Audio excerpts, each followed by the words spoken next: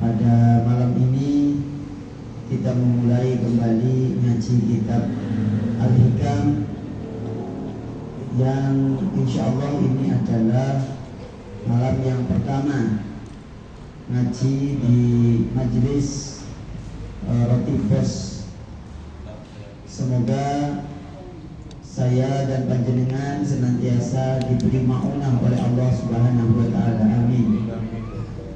Yang berikutnya, Bapak Ibu sekalian, malam ini karena memulai yang pertama, marilah kita memohon kepada Allah agar kita semuanya diberikan istiqomah, diberikan kemudahan untuk kuat melaksanakan dan menjalankannya apa yang kita baca, yang kita kaji, sekaligus merenungkannya untuk menjadi panduan hidup kita menuju Allah Subhanahu wa taala. Bapak Ibu yang dimuliakan Allah,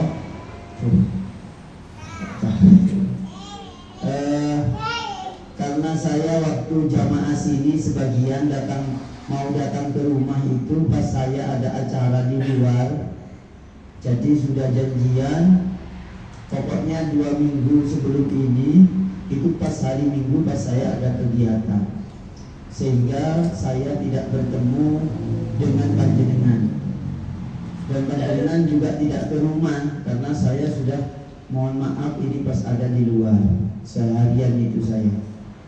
Oleh karenanya memohon maaf itu tidak harus di bulan Syawal. Setiap detik itu kita meminta maaf dan saling memaafkan. Maka dari itu saya ucapkan, beli ikan tenggiri di perapatan, cakep ya. Makan ketupat di pinggir jalan. Selamat Idul Fitri kami ucapkan. Segala salah dan mohon dimaafkan. Ya. Jadi kenapa lagi? Pantunnya yang cakep. Oh, pantunnya cakep ya. Bukan Pak Andi yang cakep ya. Pantunnya sama dari kemarin. Iya, pantunnya sama ya. Memang edisinya edisi sama. Bapak Ibu yang dimuliakan Allah Subhanahu wa taala, saya menyampaikan kepada beberapa jamaah, termasuk jamaah di sini, kebenaran itu tidak kebenaran itu sampai kapanpun tetap benar. Maksudnya bagaimana? Kebenaran itu tak perlu diotot-otot. Yang benar itu pasti benar. Wa qul ja'al haqq wa zahaqal batil innal batila kana zahuqa. Ya. Cuma saya tadi terkesan ketika datang ke sini sebelum saya melanjutkan pembukaan ini. Marilah dulu baca basmalah bersama-sama. Bismillahirrahmanirrahim. Saya terkesan banget. Mohon maaf, ini mungkin bagian motivasi ini, motivasi. Panjenengan datang ke sini saja sudah oleh Allah sudah dicatat pahalanya lebih mulia dari 1000 rakaat sholat sunnah mutlak. Yang saya kagum itu di sini kepada Pak Muda ini. Pak Muda ini rupanya kan agak jauh ya. Walaupun yang lain juga agak jauh, ada juga yang lebih jauh dari Pak Muda ini. Saya kagum Pak Muda ini begitu cinta kepada ilmu. Saya kelihatan tadi di jalan itu ya. Orang ini kok begitu semangat ngaji, ya Allah gitu.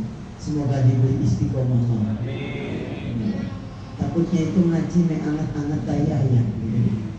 Pas gini, saya ingin ngajak ke panjenengan semuanya, juga ngajak pada diri sendiri. Ngaji ilmu itu jangan mencari pembenaran, jangan nyari pembenar, tapi nyari kebenaran. Gitu. Dan kalau saya dan panjenengan mau serius-serius amat, iya, dalam agama itu yang diwajibkan cuma 5: Zuhur, Asar, Maghrib, Isya, Subuh. Udah selesai. Haji kalau punya uang, kalau nggak punya uang ya enggak. Tapi sekarang ini rupanya ada banyak jalan untuk haji. Ya, tapi oleh pemerintah Saudi dijegal duluan. Yang tidak lewat pemerintah, fatwa Saudi itu akhirnya diikuti oleh fatwa pemerintah Indonesia. yang nggak ikut pemerintah Indonesia, yang tidak ikut jalan pemerintah itu dianggap tidak sah, gitu. Haji itu, ya Allah. Ya memang karena dilema ya. Kalau misalnya haji itu setiap orang bisa beli tiket ke sana tanpa diatur oleh pemerintah, waduh, kayak apa ya? Wong sekarang Masjidil Haram itu dibongkar lagi, ditinggikan, dilebarkan. Itu sudah tidak muat gitu loh.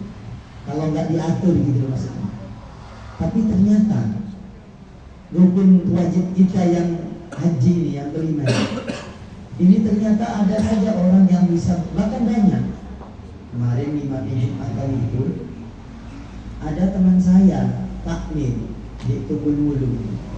Dia bilang, Ustaz mohon doanya, besok Sabtu saya mau berangkat haji. Loh, yang daftar kapan? Yang daftar tahun ini. Loh, kok bisa ya? Kok bisa? Berapa? 100. Ya jangan rame-rame. Ini belum saya YouTube kan soalnya ya. 100 juta. Ada dasarnya Ustaz. Kalau pengen lebih aman lagi ada tambahannya. Tapi ini aman betul. Saya berangkat besok. Mohon doanya ya Ustaz. Semoga saya pulang begini. Hotelnya ya sudah selesai. Bahkan ada yang COD Ustaz. Haji COD. Kalau jenengan tidak percaya, takut tidak aman, COD bayarnya di sana. Iya. Pokoknya nanti berani hubungin saya WA ya, nggak rame-rame tapi ya. Ini rahasia sama jenengan ini. 100 juta iya. Ya aku tak ngelak tahun depan dong gitu. Iya tak apa-apa Ustaz. Kemarin kan sudah WA saya, tak, ayo kalau mau ikut sama saya. Nah, dadak kurang 3 bulan itu WA saya. Mau minjem kemana 100 juta? Pak Mudaki ya nggak mungkin minjemin saya. Apalagi Pak Andi. Yang itu ya. Akhirnya saya agak berangkat. Tiba-tiba itu khutbah kemarin di masjidnya. Doanya Ustaz aku berangkat besok. Udah berangkat tadi pagi. Ya Allah, ternyata kewajiban itu butuh perjuangan juga. Dan cuma 5 itu, kalau nggak mampu ya nggak usah.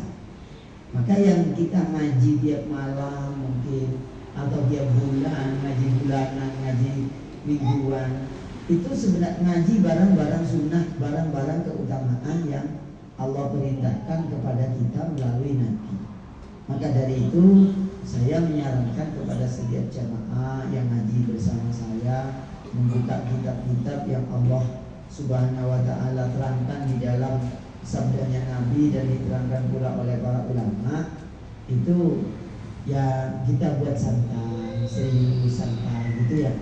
Nah, sehingga kita bisa mendapatkan istifadah, mendapatkan apa ya, mendapatkan ilmu dengan nyaman gitu ya, dengan nyaman, tentram, senang gitu, sehingga nanti betul-betul menjadi ibadah yang sempurna gitu. Nah, malam ini saya akan membahas tentang pembebasannya orang yang pembebasan orang dari api neraka dengan amalan yang kelihatannya sederhana tapi berat dilakukannya. Itu tema yang kedua. Tema yang satu di Al-Hikam ini diterangkan kayak gini. Yang ingin saya bacakan ini ya, kelanjutan yang sebelum-sebelumnya, tapi saya ambil bagian-bagian yang panjenengan dan saya ini butuh gitu ya, butuh pencerahan gitu.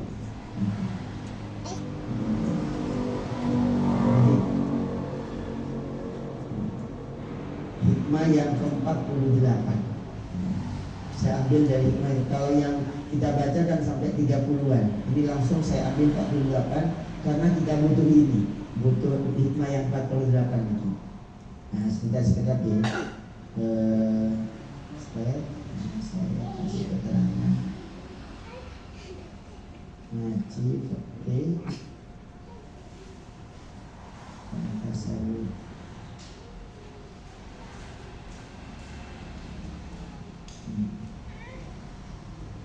Nanti panjenengan mohon deh, apa namanya, pertanyaan-pertanyaannya. Pak Mudai saya harap panjenengan nyumbang pertanyaan deh. Nyumbang pertanyaan. Bismillahirrahmanirrahim. Karena para jamaah, Yang ngaji online itu lumayan banyak. Tadi maghrib itu yang ngaji 360 orang di YouTube. Kan berarti kan eman ya. Kalau ilmunya perkara nanti nggak diterima oleh Allah ono pamer-pamer misalnya, ya sudahlah kita baca kafaratul majelis nanti. Itu ya. Tetap ya.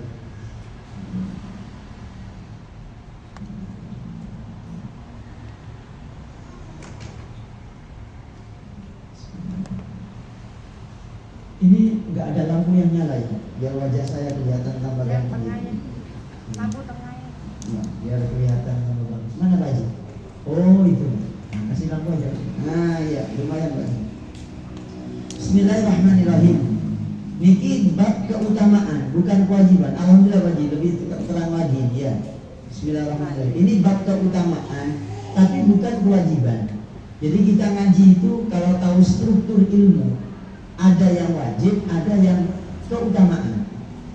Maka jangan sampai panjenengan yang gak wajib itu panjenengan menganggap ini wajib. Akhirnya betul-betul berlebihan. Jadi saya bacakan ini bagian keutamaan ini. Monggo disimak nih. Ini di kitab Fathul Mu'in, riwayatnya Imam At-Tirmidzi. Nggih. Riwayat Imam At-Tirmidzi hadis ke-241. Niki. Nah, niki Pak.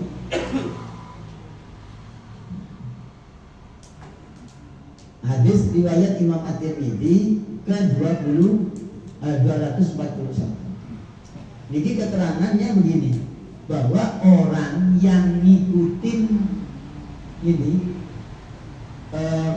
jamaah. Ada orang yang ngikutin jamaah di tengah-tengah, ada yang dari awal, ada yang di akhir-akhir dibuntut ketika tahiyat. Itu dihitung jamaah. Pokok imam belum salam, assalamualaikum warahmatullah, assalamualaikum warahmatullah. Imam belum salam, itu terhitung jamaah. Tetapi anjurannya kita itu ikutnya dari imam takbiratul ihram. Maksudnya bagaimana? Maksudnya panjenengan saya hadir ketika minimal imam maksimal. Panjenengan dan saya hadir, usahakan nututi imam takbiratul ihram. Begitu. Nah, fadilahnya disebutkan bahwa barang siapa ya, di sini di keterangan lengkapnya begini. Wa idraku taharrumil imam fadilatun mustaqillah. Salat berjamaah itu pahalanya sudah besar. Tetapi ngikutin imam takbiratul ihram, maksudnya datang imamnya belum takbiratul ihram, dia masih ngikutin imam takbiratul ihram, Allahu Akbar, dia ikut takbiratul ihram. Maka itu fadilahnya menyendiri. Maksudnya fadilahnya lain dengan orang yang ikut di rakaat yang kedua, ketiga, keempat. Tidak ikut dari pertama bersama imam takbiratul ihram. Makmurun biha, fadilahnya tersendiri dan diperintahkan likaunihi sofwatus sholat, likaunihi sofwatas sholat, karena orang yang sholat berjamaah ngikutin takbiratul ihram bersama imam itu fadilahnya tersendiri lantaran itu adalah inti salinya sholat berjamaah. Begitulah. Tapi daripada tidak sama sekali ya panjenengan mending ikut walaupun buntut-buntut terakhir. Begitu. Hanya kalau kepengen lebih banyak keutamaannya ikut bersamaan imam takbiratul ihram. Imam takbiratul Allahu Akbar, kita Allah Akbar. Wali anna mulazimahu atau wali anna mulazimahu arba'ina yauman yuktabu lahu bara'atun minan nar. Dan karena orang yang ikut berjamaah bersama imam takbiratul ihramnya, maksudnya setelah imam takbir panjenengan takbir, maka jaminannya itu yuktabu lahu bara'atun minan nar. Maka catatan di langit catatan takdirnya baro'ah minan nar, bebas dari api neraka. Gitu Pak. Dalam hal ini Pak Haji Fadlan bersyukur kepada Allah, atau Pak Andi yang menjadi ketua takmir Asyifa. Kenapa? Atau yang jadi tukang adzan. Kenapa? Hampir bisa dipastikan ikut berjamaah dari Allah. Atau yang rumahnya tempatnya dekat masjid. Karena ini kan sudah dijadikan tempat sholat. Gitu loh. Jadi Pak, yang pertama nih, baro'atun minan nar, bebas dari api neraka. Jadi saya dan panjenengan dan saya, kita semuanya ini tidak usah terlalu pesimis. Kenapa?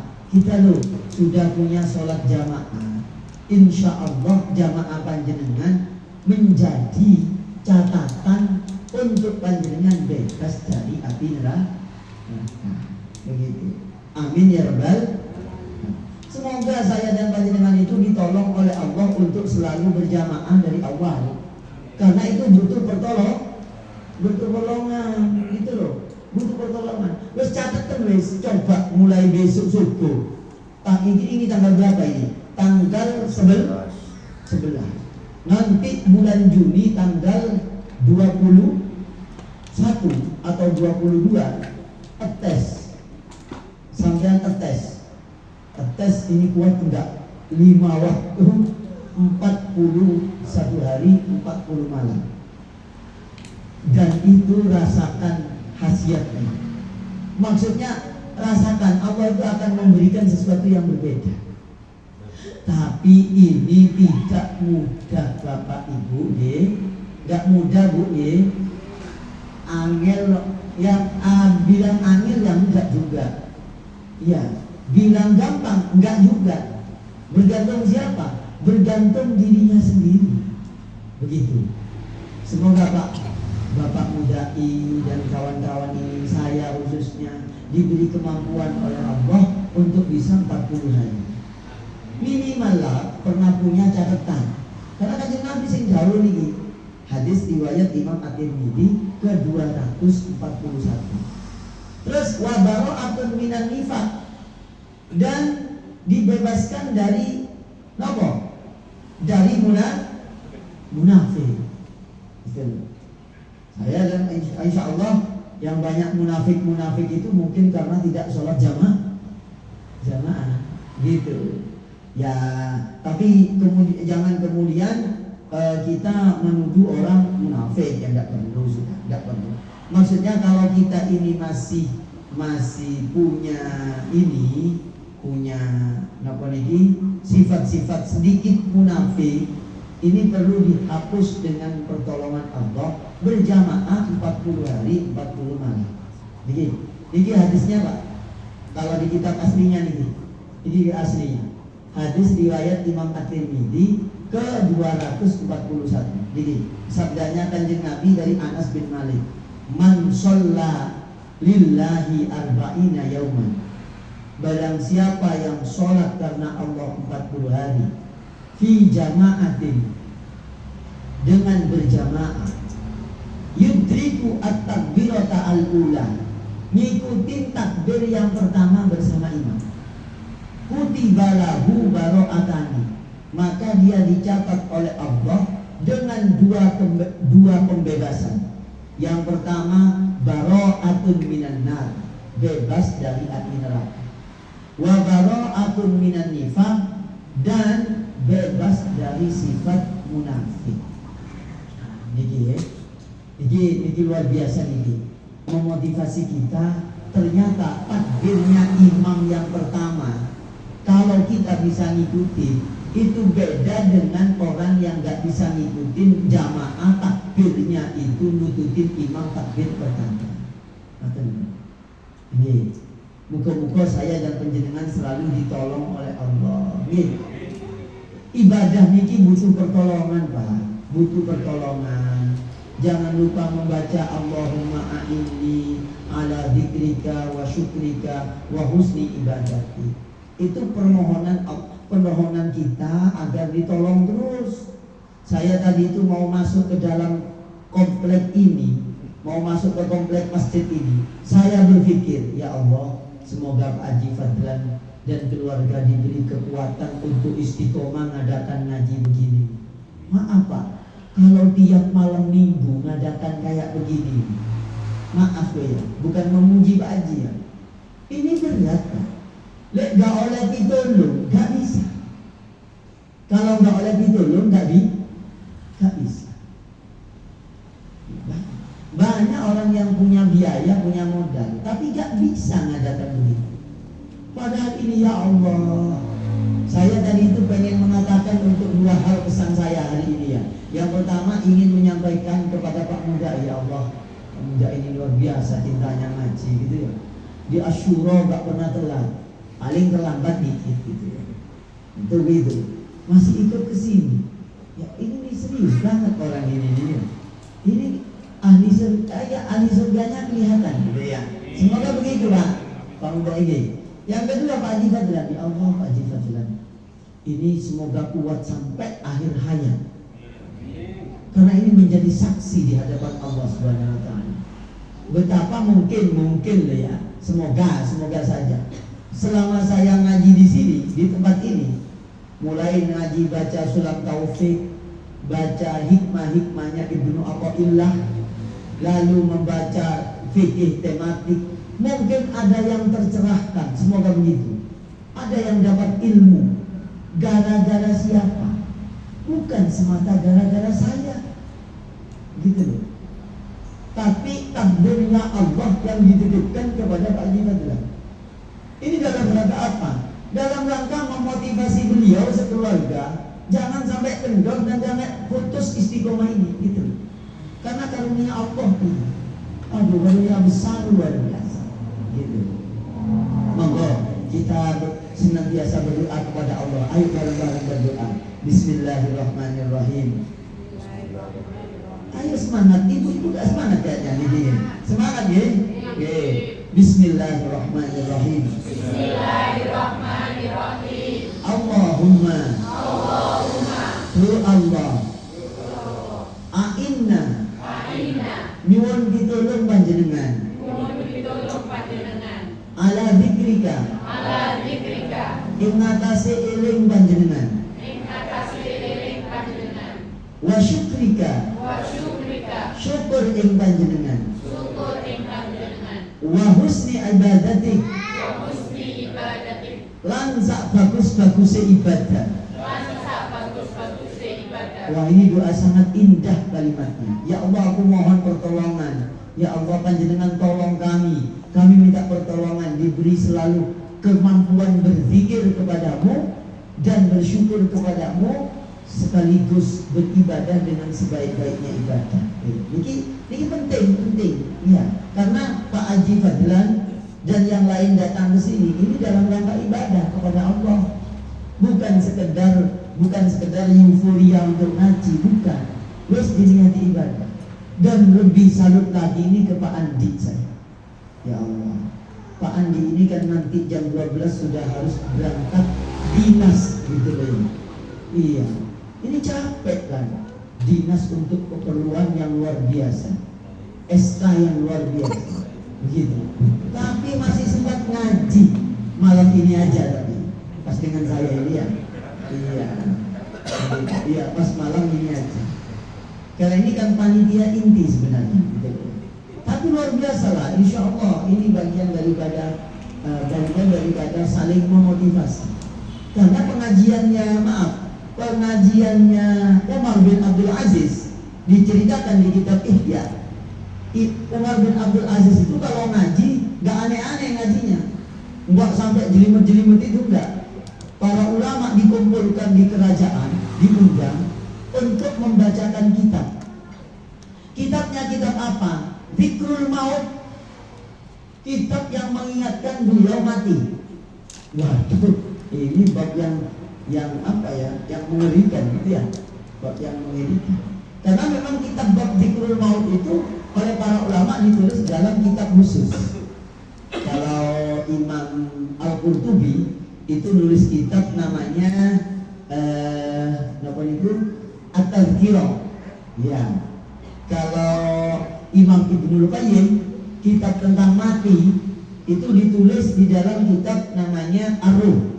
Kalau Imam Ghazali nulis kitab mati, bab tentang mati itu ditulis di dalam kitab Dzikrul Maut di juz keempat bagian terakhir. Kalau Ibnu Abi Dunya itu nulis kitab tentang hadis, semua itu hadis dan asar itu tentang kematian, khusus hadis tentang kematian.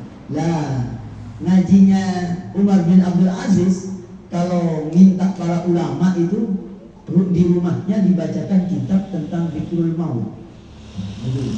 Nah, kita sudah tak terlalu banyak ngaji itu, tapi nanti diseling-selingin kalau pas ada kitab yang ada keterangan tema-tema yang dirempet bab tersebut, gitu ya. Jadi ilmu pertama malam ini adalah kita berusaha memohon kepada Allah diberikan kemampuan kalau berjamaah itu nututin imam takbir. Itu takbir pertama. Nggih. Selama minimal 40 hari 40 malam. Gitu. Catatannya apa? Catatannya dari Allah. Kalau orang yang demikian berarti dicatat baro'ah minannar, bebas dari api neraka. Bebas. Jadi nggak usah khawatir. Kalau sudah bebas dari api neraka, insya Allah di kuburannya pun bebas juga, aman. Hanya saja pasal ini, tema ini tidak bisa dibuktikan secara empirik. Misalnya mau melihat orang ahli berjamaah, ini betul-betul tidak sisiksa tidak bisa. Ini babnya lain, itu bab alamul ghaibiyat itu. Gitu. Oke, sekarang masuk ke al-hikamnya. Ya, kita sepakat nih ngaji 1 jam biar nggak malam-malam nih. 1 jam malam nih. Ini hitungannya sudah masuk menit ke 38. Ini dengan masang-masang cop-copan ini tadi ya. Ini kan itu masang cop-copan ini ya. Ya, saya buatan panjenengan nggak usah khawatir nih. Pahalai insya Allah saya berusaha men-setting ngajinya itu tetap ada isinya, tapi jangan terlalu malam. Panjenengan itu punya ibadah-ibadah yang lain, yang harus dilakukan setelah ini, gitu kan? Bismillahirrahmanirrahim. Niki di kitab Al-Hikam ini. La tarfa'anna ila ghairihi hajatan. Ya. Huwa muriduha 'alaika. Fa kaifa yarfa'u ghairahu? Ya, fa kaifa yarfa'u ghairahu makana huwa lahu. Niki saya tampilkan. Jadi begini, jangan engkau kalau punya keperluan, punya cita-cita, punya hajat, ya, panjenengan itu bingungnya itu kepada makhluk pertama kali, jangan. Itu loh. Kita tiap hari kan diajarin oleh Allah. Diajarin apa? Surah Fatihah. Iyyaka na'budu wa iyyaka nasta'in. Yaitu ajaran bahwa kalau punya hajat, ya, kalau punya hajat, punya keperluan, punya urusan apapun di dunia yang kita ini butuh, di dalam keyakinan kita, di dalam pikiran kita, di dalam hati kita, jangan menurut tauhidnya. Ini ilmu tauhid namanya. Tauhid itu mengesahkan Allah dalam segala halnya, gitu loh. Termasuk dalam bersikap. Orang itu mempunyai kebutuhan sesuatu, adabnya, etikanya, tata keramanya, itu jangan melihat ke makhluknya dulu, gitu loh. Maka katanya Imam Ibnu Athaillah, tidak dilaporkan kepada selain Allah hajat itu. Maksudnya gimana? Jangan makhluk itu dijadikan tumpuannya kalau kita punya keperluan. Kenapa kok begitu? Loh, bagaimana mungkin panjenengan itu ya menumpukan hajat itu kepada makhluk, sementara makhluk itu juga butuh kepada Allah. Gitu loh. Gambarannya begini, bahasanya orang bahasanya orang Malang itu, ojo sambat nang uwong. Kadang sing disambati itu malah sambatan ada sambat menyambat. Iya, kalaupun sekedar cerita mungkin minta wasilah, minta perantara. Ya, minta perantara datang saya ke Pak Haji, bilang Pak Haji, saya ini mau gini, bisa nggak bantu saya? Tapi dalam keyakinannya, semoga Allah menggerakkan hatinya untuk membantu saya. Kok begitu Ustaz? Iya, begini loh Pak. Ketika kita ini butuh kepada sesuatu, itu yang membuat butuh sebenarnya Allah. Agar eling Gusti Allah. Gitu caranya Al-Hikam itu. Maka kalau disambat nonang makhluk, makhluk itu ya juga butuh kepada Allah. Gitu. Jangan-jangan saya sambat ke Pak Huda, malah saya sambat 1 kali, Pak Huda sambat 70 kali. Iya, begitu. Nah, apa buktinya? Banyak orang yang dikecewakan ketika mengandalkan makhluk. Kita ini gini, ada hikmah penting dalam hal ini. Kita ini jangan terlalu bahagia kalau ada dunia datang ke kita. Kenapa? Suatu waktu dunia itu ya pergi dari kita. Sama orang juga begitu. Datang ke kita bangga begini begitu. Ya Allah, ternyata setelah itu kabur. Begitu. Ya itulah di dunia begitu. Maka kalau kita mengandalkan makhluk, kita akan sering kecewa. Kalau kita ini menambatkan hati kita, menambatkan hajat-hajat kita ini akan banyak kecewa. Kenapa? Makhluk ini tidak punya otoritas. Lihat Allah itu enggak karep. Walaupun Pak Muda ini karepe sampai ubun-ubun, sampai kepentut sing kepingin, Allah enggak karep, enggak bisa. Begitu. Maka orang yang ahli tasawuf, yang hatinya jernih dengan air tauhid, bertauhid kepada Allah, pertama kali dia punya kebutuhan yang dilakukan adalah ya Allah, saya begini, mohon petunjukmu, saya akan berikhtiar menemui Pak Irul. Gitu. Tapi jangan menganggap bahwa Irul ini segala-galanya. Bukan. Begitu loh kan. Apapun itu dan dimanapun itu, sebesar atau sekecil apapun urusannya. Begitu. Sehingga ini adalah hikmah penting untuk kita jadikan pedoman hidup, bahwasanya Allah Subhanahu wa taala innama amruhu idza arada syai'an ayyaqula lahu kun fayakun. Begitu. Terus di surah Ar-Ra'd kita diberitahu bahwa Allah Subhanahu wa taala juga akan menghendaki apa yang Ia kehendaki. Kalau Allah tidak berkehendak, tidak bisa. Maka dari itulah hajat-hajat kita balikkan kepada Allah Subhanahu wa taala kalau punya hajat. Begitu. Hanya saja begini, tidak mudah mengembalikan perkara tersebut kepada Allah. Tidak mudah.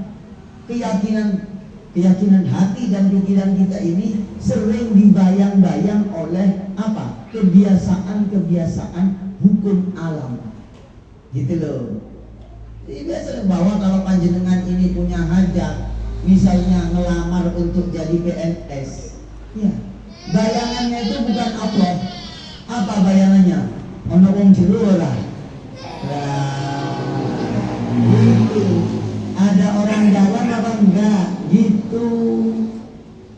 Anak dagangan pusat apa tidak? Iya. Mestinya dagangan pusat itu Allahu Akbar, bukan manusia. Ini ada cerita nih. Ada cerita, tapi nyata.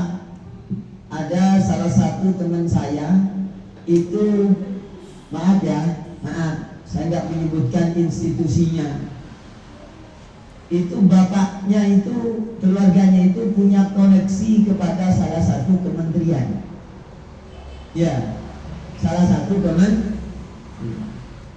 Kalau ada orang mau sekolah S1, S2, S3 melalui rekomendasinya dia, ya, lolos untuk dapat beasiswa S3. Tapi setelah itu, ya, setelah dia sendiri mau sekolah S3, itu keluarganya nggak bisa meloloskan, nggak bisa memberi rekomendasi. Kenapa? Yang di pusat di Jakarta harus mati, wong. Nah, gitu loh ya. Lalu terus sampai kapan kalau kita bergantung ke makhluk itu? Lalu makhluk ya bakal mati. Enggak apa kan? Dan orang yang bergantung kepada makhluk itu biasanya nggak pede. Kenapa nggak pede? Wah, muncul nggak orang, aku nggak wani. Nah, biasanya nggak wani. Tauhidnya tercemari, begitu. Tapi orang yang punya, maaf, yang oleh Allah diberi kemampuan tauhid yang kuat di dalam hatinya, insya Allah ya wis, kalau gak diterima berarti Allah rakarep begitu. Ya gak diterima, alhamdulillah, berarti Allah menggerakkan hatinya. Itu dia. Nah, kira-kira sampai di sini dulu, nanti dilanjut karena masih kurang lebih 20 menit ke depan. Nah, pertanyaannya boleh dari yang pertama, tema yang pertama, subtema yang pertama, tentang kefadilan jamaah, masih terkait jamaah ataupun yang lain, atau yang berhubungan dengan hikmah-hikmah tauhid yang berhubungan dengan Allah Subhanahu wa taala. Monggo dari sebab dari Pak Huda. Pak Huda, monggo Pak Huda, ada. Nggih monggo Pak. Nggih. Nggih. Kalau? Nggih. Terus kalau misalnya kayak ibu perempuan itu sama biasanya kan nggak diwajibkan. Nggih, terus? Oh nggih. Jamaah itu hukumnya fardu kifayah. Menurut sebagian ulama.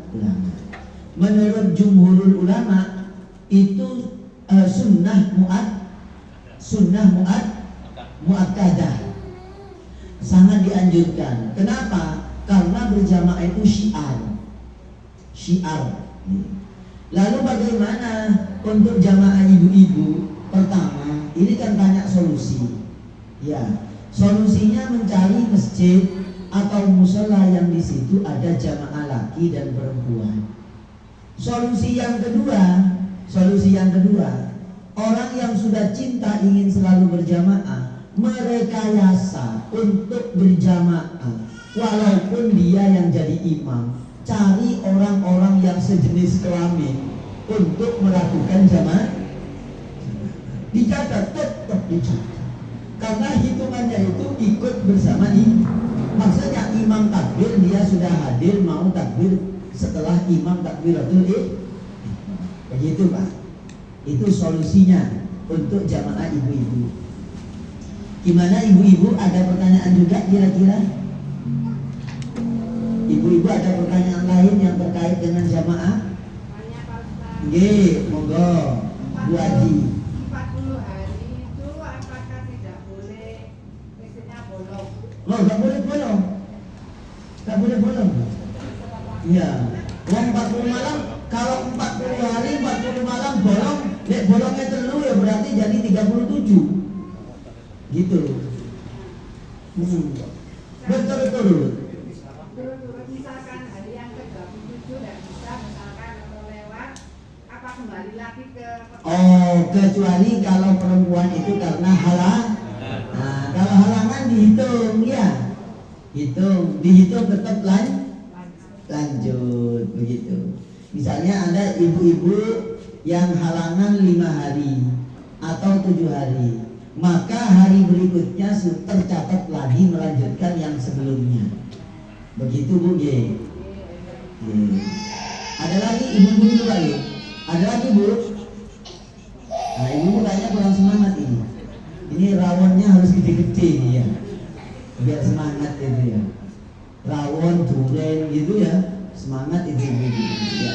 Untuk bagi saja gimana bagi? Ini Ustaz mau menanggapi terkait hadis yang menyatakan bahwa seandainya itu tidak ada anak laki-laki perempuan di rumah itu tidak pindah jamu jamaah karena tidak bakar. Oh iya. Itu kadang-kadang ada yang memaknai bahwa itu sholat itu wajib. Terus? Gimana kita bersikapnya karena ada hal juga yang itu artinya jamaah itu menjadi wajib. Gitu.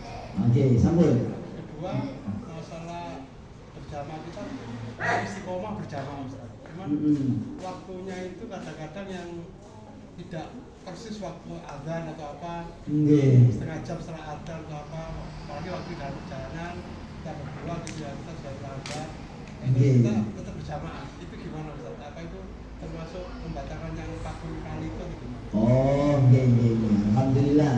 Pertanyaan tentang hadis bahwasanya andaikan satu kampung tidak ada yang berjamaah maka akan saya bakar, begitu hadisnya ya. Nah, menurut sebagian besar ulama itu tidak menunjukkan wajib, tapi menunjukkan apa? Sangat disunahkan.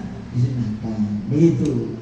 Menurut sebagian yang lain, hadis itu menunjukkan wajib berjamaah. Nah, itu tentang ikhtilaf ulama. Cuma mayoritas tidak menganggap wajib. Sunnah muakkadah. Begitu. Karena apa? Karena untuk bisa berjamaah satu hari satu malam itu berat. Gitu ya.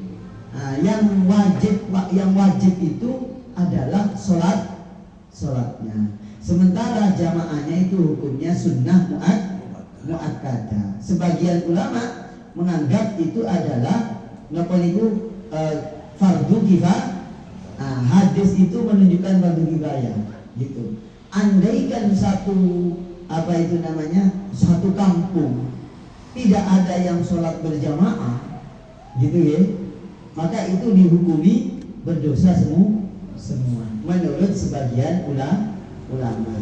Nah, karena ini bagian daripada ikhtilaf, maka kita tidak bisa mengingkari tentang tentang orang yang sholat sendirian, gitu. Karena memang ikhtilaf ini hadisnya gitu. Masyru'iyatul jamaah wa fadliha wa hikmat wa masyru'iyatul jamaah wa fadluha wa hikmatuha. Ini hadis-hadisnya nih, hadis dan Qur'annya. Pertama, saya terangkan bagi Fadlan, ya.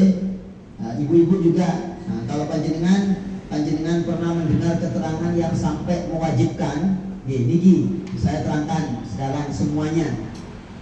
Pertama, surah An-Nisa ayat 102.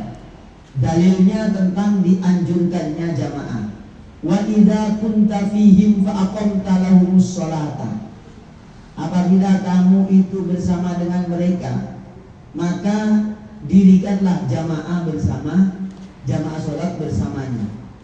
Amarallahu bil jamaah fi halatil khauf. Ini maksudnya perintah ketika dalam peperangan.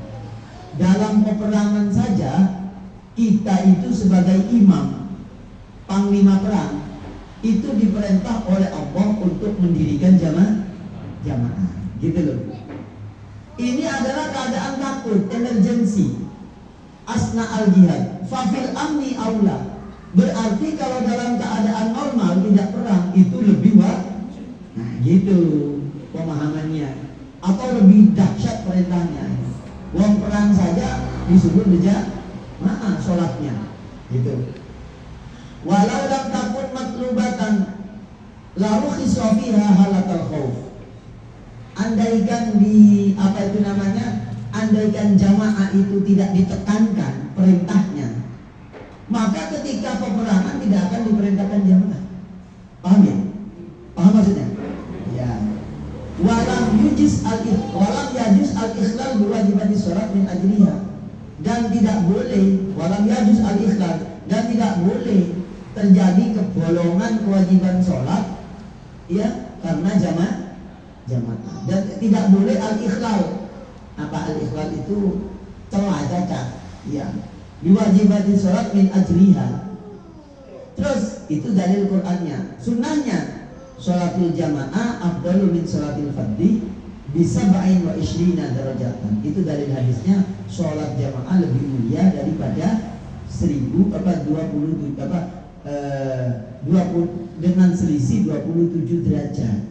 Begitu.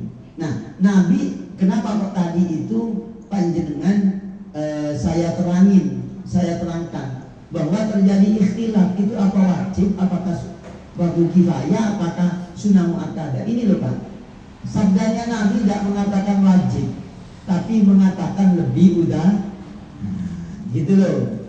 Ini kalimatnya bukan kalimat perintah wajib. Nabi menyampaikan lebih utama. Faqad ajma' as-sahabat, para sahabat sepakat disyariatkan sholat berjamaah setelah hijrahnya Nabi. Di dalam kitab Ihya diterangkan, la yufawwitu dari Abi Sulaiman Ad-Darani, la yufawwitu ahadun sholatal jamaah illa bidzambin aznabahu. Angen-angen iki nggih. Angen-angen monggo. La yufawwitu orang ngepotaken sapa ahadun wong siji sholatal jamaati ing sholat jamaah illa bidzambin kajaba sebab dosa aznabahu kang agawe dosa sapa wong ku ing dzamban. Seseorang tidak akan ketinggalan sholat jamaah kecuali kalau dia itu di hari tersebut berbuat dosa satu kali. Kesimpulannya gimana? Kalau ada orang sholat itu tak berjamaah, kemungkinannya di pagi harinya ada dosa yang dikerjakan. Entah dosa lewat WhatsApp, ngobong-ngobong, manas-manasi, rasan-rasan, ya, atau yang lain. Ini bisa terjadi kepada saya dan panjenengan. Ada orang malas berjamaah, gak kuat abot, atau kuat tapi abot, muas. Ini koreksi, berarti ada dosa yang terjadi pada diri. Ini pentingnya ngaji itu gitu ya.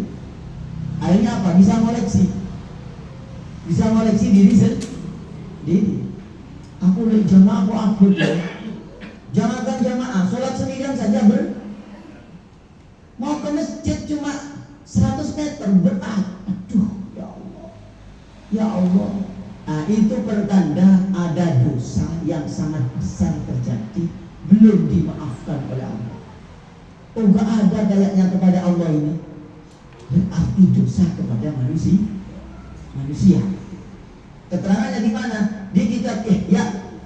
Riwayatnya dari Abi Sulaiman Ad-Darani, bahwa Imam Sulaiman Ad-Darani mengatakan, la yufawwitu ahadun, seseorang tidak akan kelewatan sholat berjamaah, sholat al-jamaah, illa bidzambin aznabahu, kecuali sebab dosa yang dia kerjakan.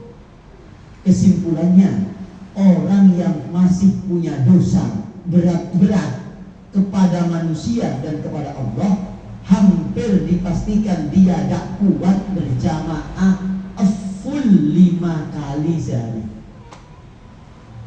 Maka katanya Imam Ghazali dan katanya para ulama ahli tasawuf, ya, keterangan-keterangan di kitab Ihya atau kitab tasawuf, kalau kita ini pengen ajak ibadah, itu bukan beli jamu kuat capek cok, bukan, tidak. Sampean beli jamu kuat capek cok, beli jamu telur ayam 7, telur bajul 3, ya, telurnya ular 10, ya, telurnya sapi 4, ya, itu nggak jamin sampean kuat. Beli extra jos, beli ginseng, kerating deng, itu nggak jamin kita kuat jamaah. Yang menguatkan jamaah itu bersihnya kita dari dosa kepada manusia dan kepada Allah.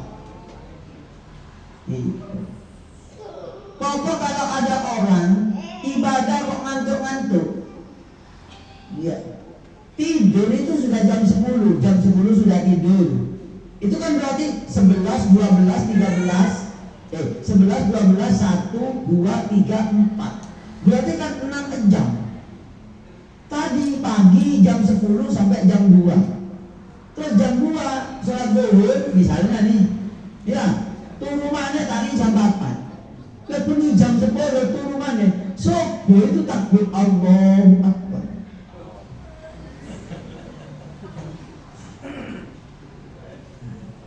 Ini yang dikoreksi bukan Cak, sana nggak minum jamu, bukan. Cak, kamu nggak minum jamu kan? Nggak beli daging dengan, bukan. Itu ada sirrinya, ada asrornya. Maka kalau ilmu tasawuf itu membahasnya itu bukan hanya lahirnya, tapi asrornya, saripatinya dicari. Ini kenapa? Gitu loh.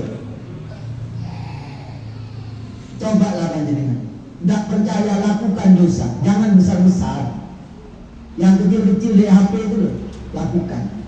Tapi bukan berarti ini memerintah panjenengan. Andaikan panjenengan kok sholat, wabok, jamaah berat, imamnya hanya baca sabbihisma rabbikal a'la, di belakang sudah grundel. Allahu Akbar. Aduh, kok sabbihis waduh. Hal ada apa? Aduh, kok gak kulhurai di sana. Kok berundel, nggak nikmat, berarti ada dosa di antara kita, gitu loh. Itu asor namanya, rahasia. Lihat ngaji kitab tasawuf gak ketemu asor ini, karena yang menjelaskan ulama-ulama ahli hikmah yang mendalam ilmunya, bukan hanya nulis kitab, tapi jadi pelaku dan dikombinasikan dengan keterangan para nabi, para ulama, para sahabat. Sama tak cerita nih. Orang itu kalau sudah bersih hatinya, itu menurut kacamata ilmu tasawuf, oleh Allah diberi kasyaf, diberi mukasyafah, iso ketok, iso ketemu, bahkan keceplosan tepat. Ya, keceplosan tak? Saya membaca kitab Jami'u Karamatil Auliya dan membaca kitab karyanya Imam Syekh Yusuf bin Ismail An-Nabhani.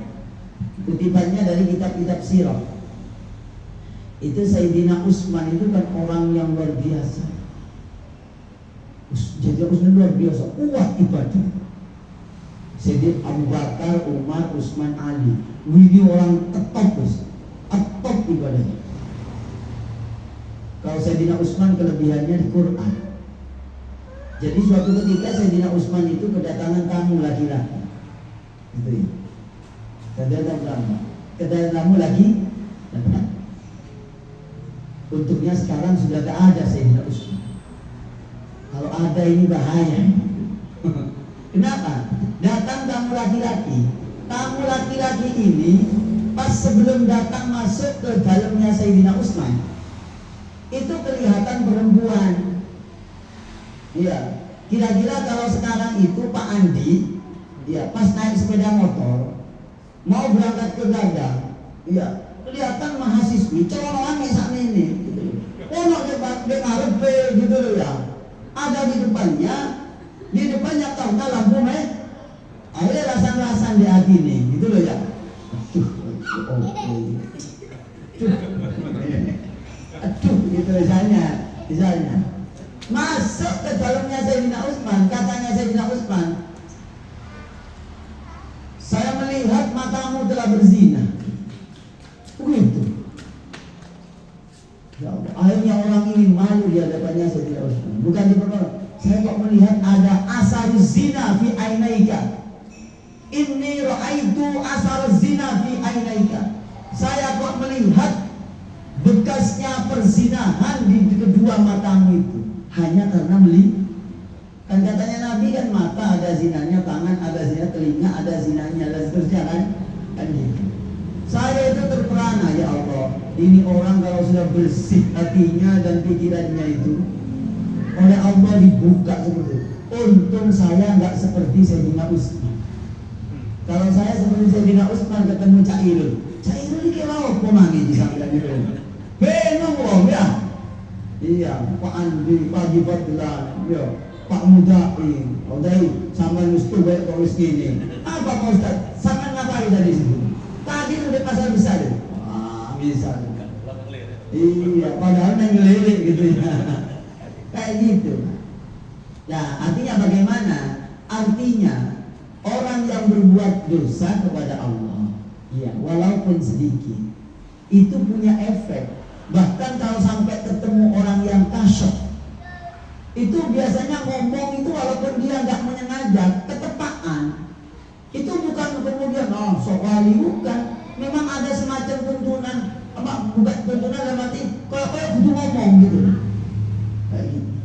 Biasanya yang begitu-begitu yang orang ahli yado, yang jago hati, jaga pikiran, jaga hati, perasaan, jaga amal perbuatan. Tapi kalau perbuatannya ya maaf, kalau saya yang menyenang nggak kasyaf gitu, nggak kena lagi gitu, nggak potongan saya sebenarnya, dan kelihatan potongannya itu. Dan kalau saya memang sering ketemu sama orang-orang itu, sering lah, ada beberapa orang yang saya sering datang ke dalamnya gitu ya. Cerita dari awal A, B, C, D sampai P itu semuanya kok kena kepada apa yang ada dalam pikiran dan hati saya. Persis banget. Di Malang ini ada salah satu kiai saya di Malang. Kalau saya silaturahim orangnya itu kalau menjelaskan Quran itu luar biasa. Pamannya Pak Nugroho PWN bedek itu pamannya kan kiai besar. Saya berguru dulu ya, sering ngaji. Itu kalau saya datang cerita, saya belum apa-apa. Ya apa kabar? Hati, bah. Alhamdulillah saya bah. Langsung cerita. Jadi yang akan saya omongkan belum diomongkan, sudah diceritain duluan. Ini kok aku kesinggung kabeh gitu. Itu bukan sekali dua kali, ada mungkin 40 kali. Gitu. Ya mungkin ya bagian daripada orang yang sudah urusannya hanya ingin ketemu Allah, itu jiwanya bersih, pikirannya bersih. Jadi rohnya itu mi'raj terus kepada Allah. Ya kayak saya Pak Andi gitu. Pak Andi itu rohnya itu PT rekannya kapan munggah gitu ya, ayam ini pesanan biro besok gitu ya. Gitu. Ya ini pelajaran. Kalau saya insya Allah kalau pas nemu asrar saya terang. Ini kan asrar. Syekh Abdul Qadir itu punya karya kitab asrar. Sudah diterjemah ke bahasa Indonesia. Itu diterjemah di salah satu perguruan tinggi. Kalau tidak salah waktu itu pematerinya Gus Bahar. Kitab asrar. Ya ngaji kitab asrar. Jadi kalau kita kok abot melakukan ibadah berjamaah, berarti itu ada dosa. Gitu loh. Sekian ya. Pas sudah nih 1 jam. Nggih. Sambung nggih. Tutup nggih. Yes. Oh ya, apa tadi yang kedua, Pak? Masalah waktu. Gimana ini? Tapi pas waktunya. Oh, nggih, Jakarta. Waktunya sholat itu ada 3. Yang pertama waktu fadilah, itu di awal. Kira-kira kalau duhur sekarang itu setengah 12, jam 12 kurang 1/4 sampai itu waktu fadilah ya, sampai kurang lebih jam 2 gitu. Karena asalnya kan jam 2 lebih 35-an ya. Lalu jam 2 sampai jam 3 sampai jam 2 lebih 20 menit, artinya asar kurang 20 menit, asar kurang 10 menit, itu namanya waktu ikhtiar, yaitu masih boleh melakukan sholat. Ikhtiar boleh memilih. Terus waktu kurang 10 menit itu waktu injury time. Nah itu wajib sudah. Ini makruh ya, makruh kalau sampai mepet. Kalau sampai Allahu Akbar Fatihah baru dapat iyyaka na'budu kok asar habis waktunya, maka ini namanya waktu tahrim. Begitu. Berdasarkan hadis Nabi, awalul waktu ridwanun. Itu awal waktu itu adalah ridhonya Allah. Nah, kalau kurang 5 menit kan, azan, Bukan adzan patokannya, waktunya masih ada Pak. Kalau sisa 5 menit belum apa, asar sekarang asar sekarang jam 2 lebih 35. Dapat jenengan sholat zuhur pada pukul 2 lebih 30. Itu namanya masih waktu makruh, masih masuk waktu sholat. Begitu. Nah kalau sholatnya sampai Allahu Akbar baru Fatihah kok takbir kok adzan, berarti ini waktunya adalah waktu tahrim. Gitu loh. Waktu yang tidak cukup untuk melakukan sholat. Itu kaidahnya begitu. Kalau masih kurang 2 jam loh jauh. Artinya secara agama ya memang mulainya wajib zuhur sekarang ya. Sekarang zuhur jam 11 lebih 36 misalnya. Lebih 25 kurang lebih. Nah, jam 11 lebih 25 itu mulainya wajib. Nah, gitu loh. Kategorinya awal waktu.